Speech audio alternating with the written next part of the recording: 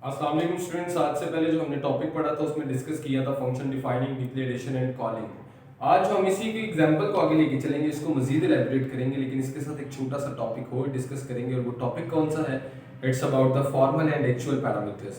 तो फॉर्मल और actual parameters को डिस्क्राइब करने के लिए पहले चलते हैं डिक्लेरेशन पे। तो जब आप वेरिएबल को डिक्लेयर करते हैं, इसका मतलब है कि you are assigning a prototype. आप एक प्रोटोटाइप लिख रहे हैं और इसको क्या कहते हैं? डिक्लेरेशन। इस फेज में हम क्या करते हैं कि सिंपल सबसे पहले आपने एक चीज लिखनी होती है, that's about the return type, कि फंक्शन किस टाइप की वैल्यू रिटर्न करेगा। ये मैंने आपको एक्सप्लेन कर देता हूं अभी ये क्या है। कि सपोज दैट अगर आप यहां पे कोई भी डाटा टाइप यूज कर सकते हैं। डाटा टाइप क्या हो सकती है? एक इंटीजर, फ्लोट, कैरेक्टर एटसेट्रा। या अगर आपने कोई भी वैल्यू रिटर्न नहीं करवानी, देन आप यहां पे यूज करेंगे वॉइड। क्या यूज करेंगे? वॉइड। जब आप किसी को कोई वैल्यू रिटर्न नहीं करवाना चाह रहे, रिटर्न टाइप के बाद आगे आप लिखते हैं फंक्शन नेम, और उसके बाद ब्रैकेट में आप पैरामीटर्स पास कर देते हैं, जिनको हम आर्गुमेंट्स भी कहते हैं। तो ये पैरामीटर्स में आप दो काम कर सकते हैं। यहां पे सिर्फ और सिर्फ डाटा टाइप लिख सकते हैं जब आप डिक्लेयर कर रहे होते हैं, या आप वेरिएबल भी लिख सकते हैं। डाटा टाइप लिख सकते हैं या वेरिएबल भी लिख सकते हैं। अब यहां पे जब आप वेरिएबल लिख रहे होते हैं तो यहां पे आपने इसको असाइन कर दिया कि मैं यहां पे इस डाटा टाइप का वेरिएबल यूज करूंगा या ये वाला वेरिएबल यूज करूंगा। अब यहां पे आपने एक बात याद रखनी है, इसके बाद हमारे पास जो नेक्स्ट टर्म आ जाती है वो आती है डिफाइनिंग की। तो डिफाइनिंग में आप क्या कर रहे होते हैं? जब आप डाटा टाइप, जब आप अपने फंक्शन को डिफाइन करते हैं, तो मैंने बताया था कि इसमें आप अपने फंक्शन में मौजूद जो स्टेटमेंट्स होती हैं वो स्टेटमेंट्स लिखते हैं। अब यहां पे एक चीज कंपलसरी हो जाती है कि जब आप स्टेटमेंट्स लिख रहे होते हैं तो आप अपने फंक्शन को डिफाइन करने से पहले उसकी प्रोटोटाइप ऊपर लिखते हैं। यहां पे हम आगे सेमीकोलन लगाते हैं, लेकिन जब डिफाइन करते हैं तब आगे सेमीकोलन नहीं आता, तब आगे हमारे पास डेलिमीटर्स आ जाते हैं, इसमें हमारी स्टेटमेंट्स आ जाती हैं। अब यहां पे मैंने कुछ वेरिएबल्स यूज करने हैं।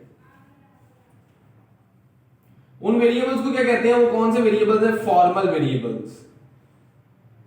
अब फॉर्मल पैरामीटर्स कौन से होते हैं? ये वो पैरामीटर्स हैं जो एक्चुअल यानी कि आपके मेन फंक्शन में जो एग्जीक्यूशन है सारी वो कहां पे हो रही है? मेन फंक्शन में। और मेन फंक्शन में वैल्यू को पास करने के लिए हम किसको यूज करते हैं?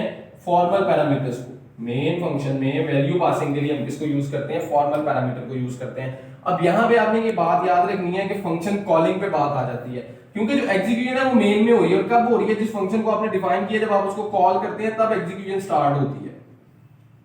तो जब आप फंक्शन को एग्जीक्यूट कर रहे हैं यानी कि फंक्शन को कॉल कर रहे हैं, तो कॉलिंग के दौरान आप क्या करते हैं? कुछ पैरामीटर्स को यूज करते हैं। और वो पैरामीटर्स कौन से होते हैं? जो आपने मेन में डिक्लेयर किए होते हैं, किस फंक्शन में? मेन में डिक्लेयर किए होते हैं। उन पैरामीटर्स को हम क्या कहते हैं? वो कौन से पैरामीटर्स हैं? These parameters are called actual parameters. क्योंकि जो असल हमारे पास एग्जीक्यूशन है, जो असल हमारे पास कैलकुलेशंस हो रही है, जो हमारे पास कंप्यूटेशन हो रही है, वो किस पे हो रही है? इन वेरिएबल्स पे हो रही है। तो इन वेरिएबल पे जो कंप्यूटेशन हो रही होती है उसको हम क्या कहते हैं? वो कौन से पैरामीटर्स है? एक्चुअल पैरामीटर्स है। इसको मजीद एलैबोरेट करते हैं विद द एग्जांपल। इन सारी टर्म्स को एक एग्जांपल से आपको इसकी क्या होगी समझ आ जाएगी। अब इसमें देखें, सबसे पहले सिंपल हेटेरोफाइल्स आ गई हैं आपके पास। उसके बाद मैंने int maximum, it is a user defined function, user ने इसको डिफाइन किया है। और ये फंक्शन की मैंने क्या लिखी है? प्रोटोटाइप। इसको आप सिंपल वर्ड में क्या कह सकते हैं कि मैंने यहां पे डिक्लेयर किया, it is a declaration of the function. ये क्या है? डिक्लेरेशन है फंक्शन की।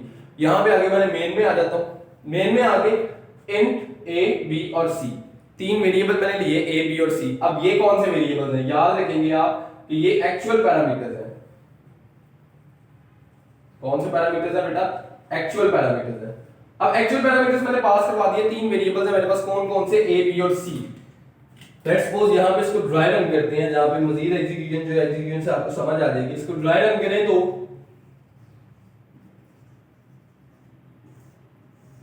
एक वेरिएबल है ए, एक वेरिएबल है बी और एक वेरिएबल है सी। अच्छा, अब यहां भी मेरे पास एक स्टेटमेंट आती है, एंटर 3 इंटीजर्स। ये as it is cout enter 3 integers, ये मैं ऐसे ही एंटर करवा दूंगा, यानी कि मेरे पास ऐसे ही प्रिंट हो जाएगी सी आउट में एंटर 3 इंटीजर्स। 3 इंटीजर्स एंटर करो, ये एज इट इज मेरे पास क्या आएगी? ऐसे ही प्रिंट हो जाएगी। अब यहां पे मैंने तीन वैल्यूज देनी है। सपोज दैट मैं यहां पे वैल्यूज दे देता हूं 7, 9 एंड 4। अब होगा क्या? जो पहली वैल्यू है वो किसको मिल जाएगी, ए को, यानी कि ए में क्या आ गया 7, दूसरी वैल्यू बी को, बी में क्या आ गया 9, और तीसरी वैल्यू सी को, सी में क्या आ गया 4। अब ये क्या है, cout maximum is maximum A B C, what is this.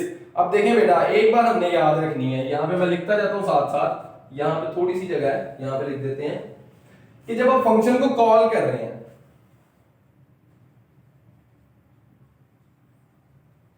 तो बेटा फंक्शन कॉलिंग किस सूरत में हो सकती है, एक तो आप डायरेक्ट उसको मेन में कॉल कर सकते हैं, होना मेन में ही है, एक डायरेक्ट उसको कॉल कर सकते हैं सिंपल लिख के, जैसे मेरा मैक्सिमम फंक्शन था, मैं लिख देता मैक्सिमम ए बी सी।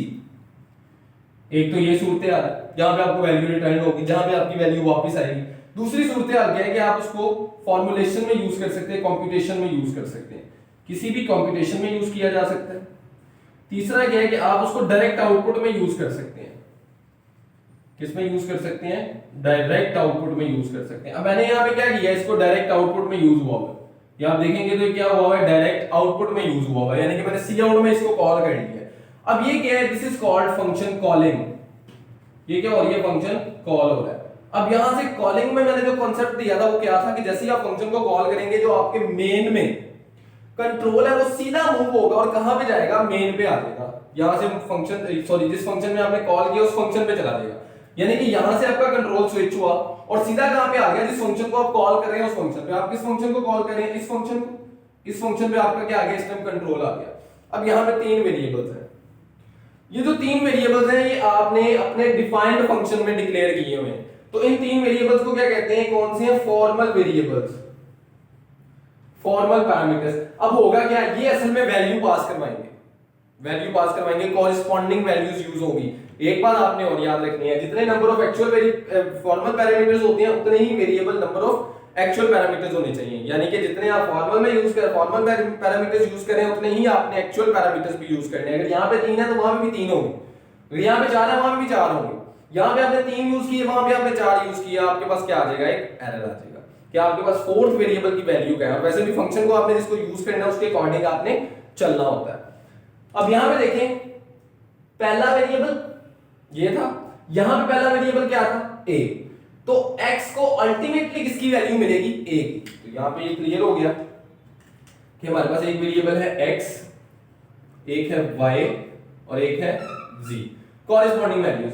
पहला वेरिएबल ये था, यहां पे फर्स्ट वेरिएबल a था, तो यहां पे फर्स्ट वैल्यू जो है वो x को मिल जाएगी। उसके बाद सेकंड वेरिएबल मेरे पास y था, सेकंड वेरिएबल b था, सेकंड वैल्यू मेरे पास y को मिल जाएगी। थर्ड वेरिएबल मेरे पास z था और यहां पे c था, तो यहां पे जो थर्ड वैल्यू होगी वो किसको मिल जाएगी। तो ये हमारे पास क्या कांसेप्ट है कि देखिए formal parameters these are just used to passing the values, values को पास करने के लिए, एग्जीक्यूशन के लिए हम इनको यूज कर रहे हैं, यानी कि इनको सिर्फ यूज किया जा रहा है। असल एग्जीक्यूशन जो है किस पे बेस कर रही है, एक्चुअल पैरामीटर्स को। देखिए आउटपुट किसकी आनी है, एक्चुअल पैरामीटर्स की आनी है।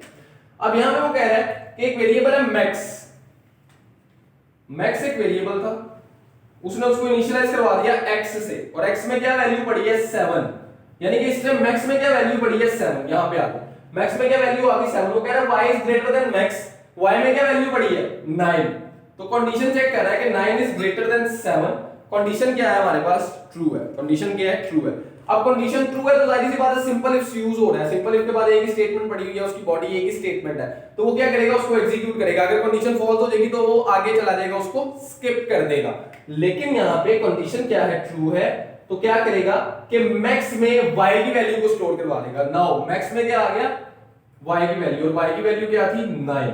अब मैक्स में क्या पड़ा हुआ है 9। उसके बाद आगे उसने दोबारा चेक किया, z is greater than max, z में क्या वैल्यू है 4, 4 इज ग्रेटर देन 9, कंडीशन क्या हो जाती है फॉल्स। तो जब कंडीशन फॉल्स होती है तो ये इफ के बाद वाली स्टेटमेंट जो है वो एग्जीक्यूट नहीं होगी, उसको स्किप कर दिया जाएगा। आगे आएगा रिटर्न मैक्स, मैक्स रिटर्न कर दे कहां पे, जहां से फंक्शन कॉल हुआ है। रिटर्न स्टेटमेंट किस लिए यूज होती है, it is used to return the value from where the function is calling, कि वहां पे वैल्यू रिटर्न करती है जहां से फंक्शन को कॉल किया जा रहा है। तो फंक्शन को कहां पे कॉल किया जा रहा था, यहां पे, तो यहां पे ये क्या करेगी, यहां से वैल्यू रिटर्न करेगी और वैल्यू कहां पे आ जाएगी, यहां पे, यानी कि ये पूरे फंक्शन की जगह पे सिर्फ और सिर्फ मैक्स की वैल्यू आएगी, और मैक्स की वैल्यू क्या है 9। मैक्स में क्या वैल्यू पड़ी हुई है 9। अब यहां तक तो हमारी एग्जीक्यूशन हो गई हुई थी। अब वो क्या कर रहा है, सी आउट मैक्सिमम इज आपके पास ऐसे ही आ गया, और आगे उसने उसकी वैल्यू प्रिंट करवा दी। अब उसकी वैल्यू क्या थी जो मैक्स में पड़ी हुई थी, मैक्स में क्या वैल्यू पड़ी थी 9। तो ये हमारे पास क्या होगी फाइनल आउटपुट। तो एक सिंपल सा लेक्चर था ये जिसमें मैंने फॉर्मल और एक्चुअल पैरामीटर्स का कॉन्सेप्ट देना था। तो अल्टीमेटली आपको इसकी समझ आ गई होगी। मजीद कोई क्वेश्चन है तो वो हम उसमें जूम की मीटिंग में डिस्कस करेंगे।